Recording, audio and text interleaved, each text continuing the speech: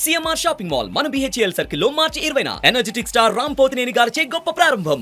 గత కొన్ని రోజుల నుంచి మైనంపల్లి వర్సెస్ మల్లారెడ్డి కొడుకు భద్రారెడ్డి మధ్య వార్ నడుస్తూనే ఉంది. వీరి మధ్య పచ్చగడ్డి వేస్తే భగ్గుమంటోంది. అయితే 70,000 మంది విద్యార్థుల భవిష్యత్తును మల్లారెడ్డి యూనివర్సిటీలో తీర్చిదిద్దుతున్నామని మల్లారెడ్డి యూనివర్సిటీ డైరెక్టర్ భద్రారెడ్డి అన్నారు. కళాశాల లోపలికొచ్చి రౌడీయిజం చేసి విద్యార్థుల జీవితాలను ఇబ్బందులకు గురి చేస్తున్నారని చెప్పారు. అగ్రికల్చర్ కోర్సులు చేసే విద్యార్థుల తరపున ఉదయం మైనంపల్లి హనుమంతరావు యూనివర్సిటీ లోపలికి రావటంపై మాజీ మంత్రి మల్లారెడ్డి, యూనివర్సిటీ డైరెక్టర్స్ మల్లారెడ్డి కొడుకు భద్రారెడ్డి మరియు కోడలు ప్రీతిరెడ్డి ఆగ్రహం వ్యక్తం చేశారు. రాజకీయం అనేది బయట చేయాలని, పిల్లలు చదువుకునే కాలేజీలో కాదని చెప్పారు. కళాశాల లోపలికి మరోసారి వచ్చే ప్రయత్నం చేస్తే ఇబ్బంది పడతారని హెచ్చరించారు. గత 10 ఏళ్లుగా రాని ఇబ్బందులు 2 నెలలుగా ఎందుకు వస్తున్నాయని ప్రశ్నించారు. తమను రాజకీయంగా ఎదుర్కోలేక ఇలాంటి దాడులకు పాల్పడుతున్నారని, విద్యార్థులు భవిష్యత్తుతో రాజకీయం చేయొద్దని అన్నారు. తమ దగ్గర తప్పు ఉంటే చట్టపరంగా చర్యలకు సిద్ధమని చెప్పారు. అంతేగాని మైనంపల్లి ఇలాంటి రాజకీయాలు మానుకోవాలని భద్రారెడ్డి హెచ్చరించారు.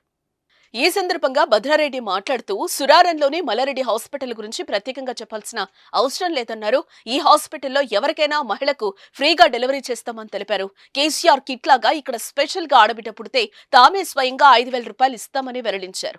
మైనంపల్లి హనుమంతరెడ్డి 100 మందిని తమ కాలేజీకి పంపించి ఫర్నిచర్ మొత్తం ధ్వంసం చేయించారని ఆరోపించారు. తన తండ్రి మల్లారెడ్డి ఫోటోను కూడా దహనం చేశారని అన్నారు.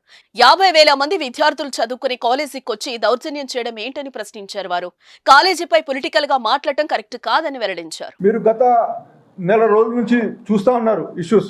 అంటే ఈ రోజు స్పెషల్ గా చెప్పాలంటే ఒక ఆయన పెద్ద మనిషి అంటే మైనంపల్లి గారు ఒక 100 మందిని మా ఇన్స్టిట్యూట్కి పంపించి అంటే ఒక అటాక్ లాగా చేపించి మా ఫర్నిచర్ లాగా ధ్వంసం చేపించేసి మా ఫాదర్ ఫోటోని అంటే మల్లారెడ్డి గారి ఫోటోని మా కాలేజ్ ఎదురుగా అంటే కాలబెట్టడం జరిగింది. అంటే ఏందన్నట్టు ఇది అంటే దగ్గర 50,000 మంది పిల్లలు చదువుతున్న ప్రదేశంకి వచ్చి సడన్గా వచ్చేసి ఒక అగ్రికల్చర్ కాలేజ్లో దేనికోసం ఒక 22 మంది పిల్లలు డీటైన్ అయ్యారని, అది 2,000 మంది పిల్లలు చదువుతున్న కాలేజ్లో 22 మంది పిల్లలు డీటైన్ అయ్యారని, అంటే వాళ్ళకు కూడా 5 సార్లు అవకాశం ఇచ్చిన తర్వాత ఫెయిల్ అయిన తర్వాత 5 సార్లు ఫెయిల్ అయిన తర్వాత మళ్ళీ 6th టైం కూడా అవకాశం ఇచ్చిన తర్వాత కూడా ఫెయిల్ అయిన తర్వాత వాళ్ళకి డీటైన్ నోటీస్ వాళ్ళకి ఇవ్వడం జరిగింది. సో అట్లాంటి పిల్లల కోసం ఆయన రావడం ఏంది, ఆ దౌర్జన్యం చేయడం ఏంది అంటే ఇదంతా మళ్ళీ ఇవన్నీ పొలిటికల్గా మాట్లాడటం అంటే ఏదో మేము ఇప్పుడు ఏదో బీఆర్ఎస్ గవర్నమెంట్లో చేసుకున్నాం అన్నట్టు ఇదంతా కూడా ఆయన సృష్టించి చెప్పడం అంటే అది మాకే అర్థం కావట్లేదు. సుమన్ టీవీలో